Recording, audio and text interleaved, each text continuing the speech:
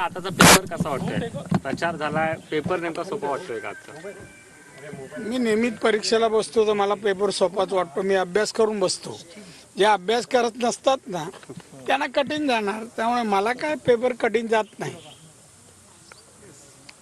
आता उष्णता वाढत चाललेली आहे, लोक घराबाहेर पडावी यासाठी आपण काय आवाहन करणार आहात? आणि ज्या पद्धतीने उष्णतेचा पारा अधिक वाढतो आहे, तर काही सोयी सुविधा मतदान केंद्रावर आपल्याला दिसतात?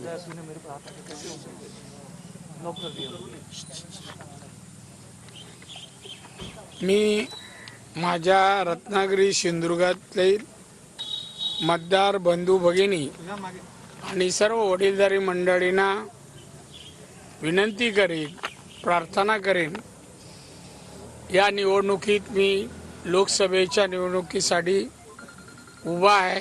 आज मतदान आहे.